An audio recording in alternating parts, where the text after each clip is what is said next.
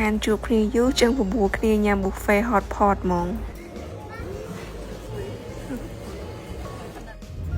ពីអ្នកនេះតែញ៉ាំស៊ុប និយាយទៅហាងថាង hot pot buffet នេះគឺ favorite របស់ពួកខ្ញុំហីពួកម៉ាក់ខ្ញុំហ្នឹងគាត់ចូលចិត្តញ៉ាំសាច់ barbecue ហើយខ្ញុំចូលចិត្តញ៉ាំគ្រឿងសមុទ្រ oyster ក្តាមបកងបកាអីហ្នឹងគឺខ្ញុំហីនិយាយទៅក្នុងហាងគាត់ហ្នឹងគឺមានជំរើសច្រើនមែនតើគ្រឿងបំពងប្រហិតបន្លែអីគឺស្រស់ៗទាំងអស់ហើយទឹកជ្រលក់នៅនឹងក៏ឆ្ងាញ់ទៀតអើយនិយាយទៅគាត់នៅឃ្លានទៀតបាត់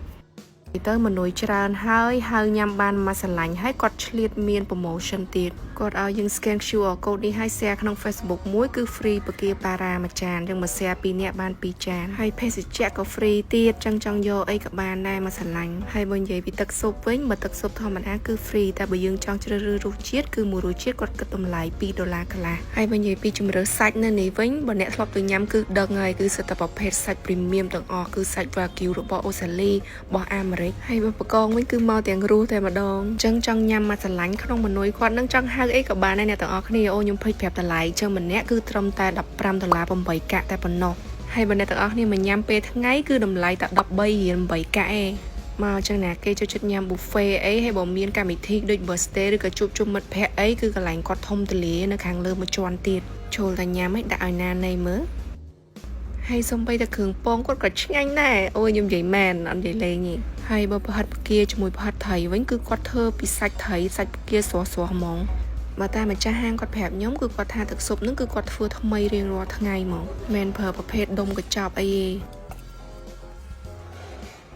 បើអ្នកទាំងអស់គ្នាចូលចិត្តញ៉ាំ oyster ដូចខ្ញុំប្រាប់វិធីមួយឲ្យញ៉ាំឆ្ងាញ់មួយស៊ុបព្រោះខ្ញុំបានញ៉ាំហើយឯនៅជប៉ុនគឺគេយក oyster ស្រស់ៗហ្នឹងជ្រលក់មួយទឹកស៊ុបតែ7ទៅ8វិនាទីឯងហើយលើកយកមកញ៉ាំឯងកុំដាក់យូរពេកអ្នកទាំងអស់គ្នាតែដាក់យូរឡើងសូវឆ្ងាញ់ឯងចឹងចង់ឆ្ងាញ់ដាក់តែមួយផ្លែតបានឯងហើយប្រភេទសាច់ Wagyu អ្នកទាំងអស់គ្នាដាក់ចូលមាត់មកលក្ខណៈ creamy និយាយទៅជាតិហ្មងនឹងនិយាយថាម៉េចអញ្ចឹងមិនពួកខ្ញុំចូលចិត្តមកនេះអ្នកទាំងអស់គ្នាដោយសារខ្ញុំគិតថាតម្លៃនេះឲ្យប្រៀបធៀបជាមួយនឹង quality សាច់បន្លែជាមួយនឹងគឺសមុទ្រគាត់គឺខ្ញុំមានអារម្មណ៍ថាចំណេញហ្មងលក្ខណៈថាយើងមកញ៉ាំអត់ខាតអ្នកទាំងអស់គ្នាហើយសម្រាប់ទីតាំងខាង buffet hot pot នេះគឺស្រួលហរគឺនៅម្ដុំទូកកនៅលើផ្លូវធំ315និយាយរួមទៅគឺនៅជិត TK Avenue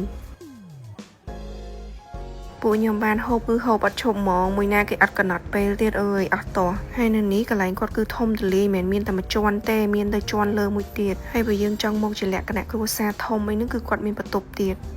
បន្ទាប់ពីញ៉ាំឆ្អែតហើយគឺខាងគាត់មានការ៉េមទៀតចឹងយើងអាចទៅយកញ៉ាំខ្លួនឯងបាននិយាយទៅពួកខ្ញុំមកតកែរៀងសេវមុខទុកហី